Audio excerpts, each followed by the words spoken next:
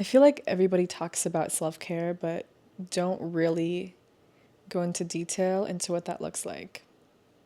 If you're new, welcome to another beautiful episode of Unraveling Her with me, your host, Nikki Alaris. I have been on a really long journey to self-care and finding out what works for me and what doesn't, and at what point in my life I am able to afford certain self-care. But in this week's episode, I want to share with you some tips and tricks on how to practice self care while you're on a budget. Self care doesn't necessarily mean you're getting your nails done, you're getting your lashes done, you are paying to go to a gym, and you're going on a big road trip, you're going out of the country. That's self care, but that's not the majority of the people can afford that, So here are a few things that I have learned along the way into my self care journey. Number one, bubble baths. If you're able to, I always talk about this, take a nice warm bubble bath. This is the very first time I have been able to take a bubble bath, literally this whole year. And that's because I have a clean tub I can take a bath in. My other apartments were literally just like, it looks like somebody died in there. So if you're able to, take a bubble bath, release some tensions, put some Epsom salt and some bubbles in there, and pour yourself a glass of wine. Number two, which everybody I know can do, go on a walk. Go on a walk. Simply take some deep breaths and allow yourself to release. You don't know what thoughts might come up. You can listen to music while you walk or simply listen to nature's best and finest music. Birds, the wind, trees, and the leaves rustling. There's a lot of things you'll notice as you go on a walk that you don't typically notice. Number three, journal. I feel like people often get so bombarded with life and sometimes they don't have anybody to talk to, and I've felt like that for years. I never had guidance growing up, and so I didn't have anybody to talk to but my journal. My deepest secrets, my deepest, darkest moments have been written on pages that no one will ever read, and I hope nobody ever will. And I also recently, these past few years, have just been writing moments of happiness that bring me joy. And reflecting back, I'm like, wow, wasn't that bad, you know? It wasn't that bad.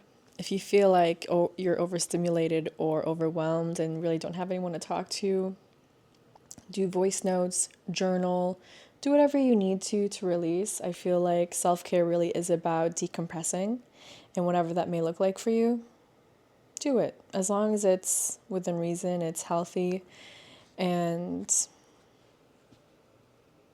you're able to do it, really.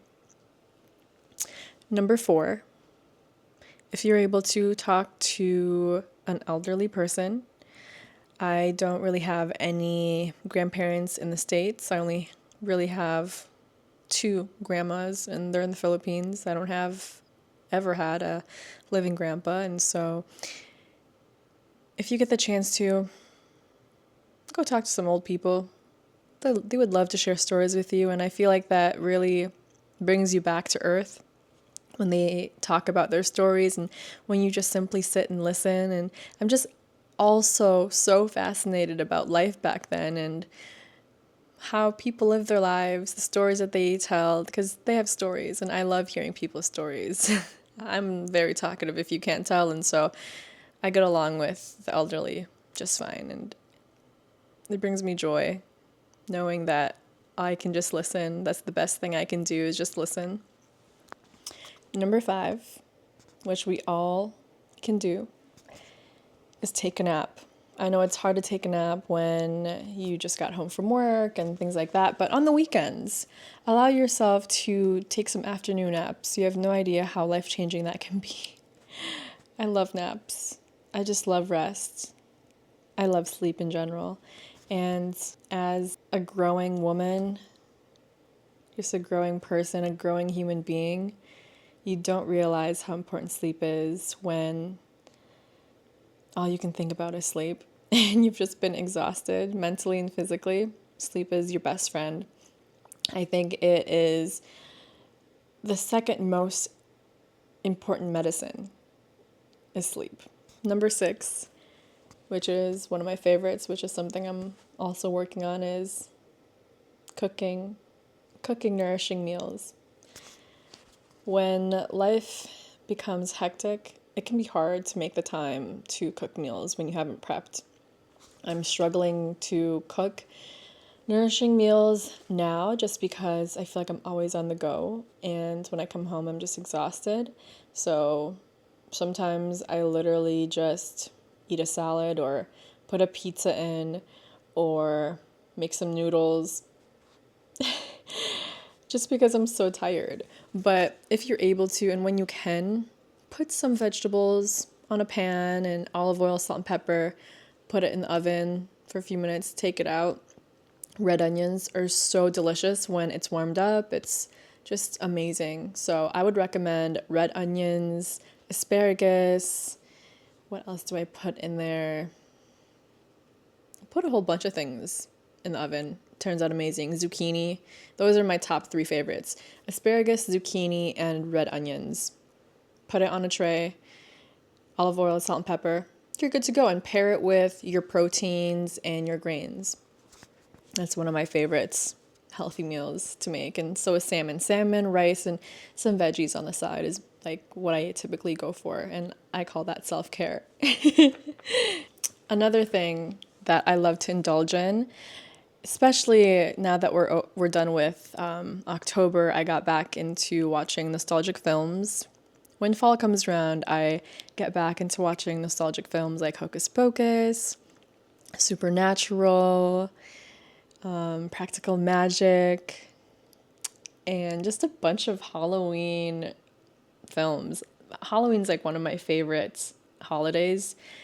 People think it's like a satanic holiday. I don't see it that way. I see it as a way to get cozy and dress up. I love to dress up as somebody you want to be or dress up as your favorite characters. I just love that because I feel like your costumes kind of embody who you are and your personality, your humor, and that's what I love about it. I like how spooky things are. It's fun, it's light, it's nothing too crazy going on. And so that's another thing. I love watching. Please tell me, give me some ideas because I'm blanking right now. I just have so many.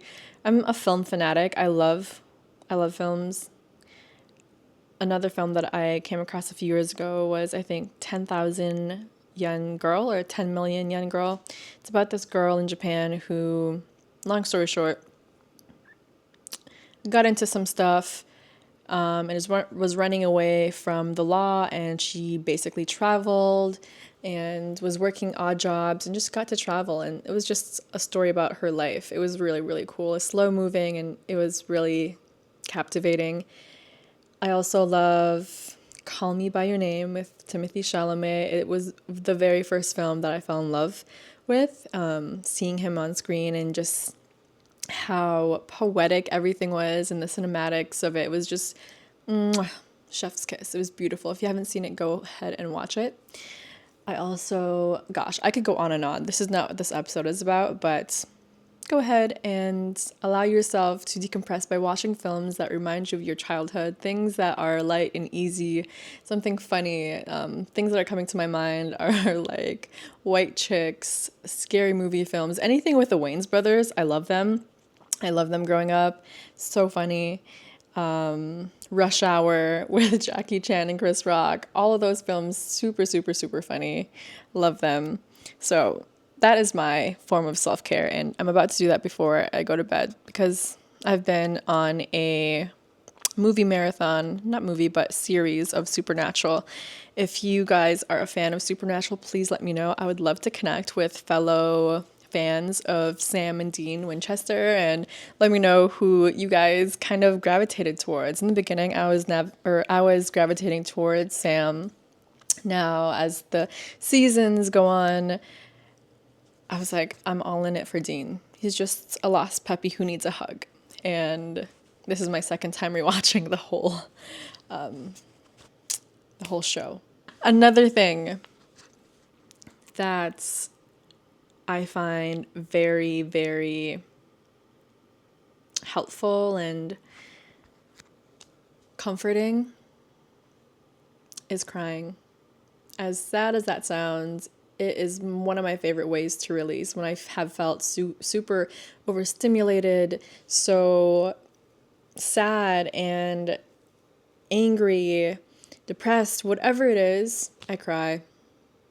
Crying really, really helps me release the tensions that I'm holding on to and all of this energy bottled up inside me. When I cry, I feel like so much emotions just release from my body and my mind, and it's just so needed to let go. And crying does that. It allows you to let go. I feel like at that point, you feel so vulnerable and you're just sitting with yourself and allowing yourself to sit in silence. And I think it's a very intimate moment with yourself where you come to a realization that you're human. You're human and it's okay to cry. And it's okay to let yourself feel. That's when you know you're human, is when you can allow yourself to cry, knowing that you can still feel.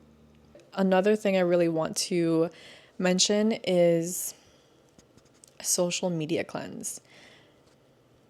I do that probably 4 times a year, every quarter, every 3 months. Yeah, I feel like I do a social media cleanse where I go through my Instagram, I just start unfollowing people that I don't really resonate with or haven't been as active. So if I unfollow you, please, there is no hate, no hard feelings at all. I'm just doing a social media cleanse. I feel like I find that very healing for me because then I'm not clouded with so much media on my feed and I can choose what I consume and where I want my focus to be. Doing that and also going through my page, I'm like, why did I post that? It's so cringy. I delete the stuff.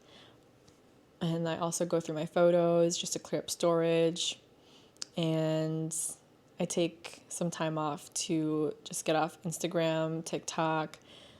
I honestly haven't been on TikTok in, I don't know. I honestly haven't been on TikTok for months. And to be honest, I've been on there maybe on and off, but I haven't been as consistent on TikTok as I am on Instagram every day. But I've kind of just let it go. After it was banned, I'm like, oh, that was kind of scary because, like, I know a lot of people have started businesses and that's their one way to promote it, or they've built so much following. And it was just a scary time because I'm like, what if I was at that point and, I lose all of that time that I spent on creating this content? So I kind of let it go. I know that Instagram is going to be here for a while because it's a US based app. And so I know everyone's on Instagram too. But regardless, that's not the point.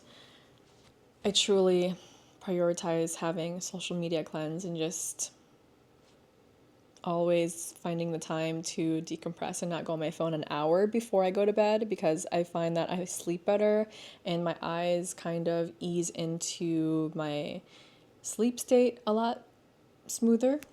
And so that really helps me too.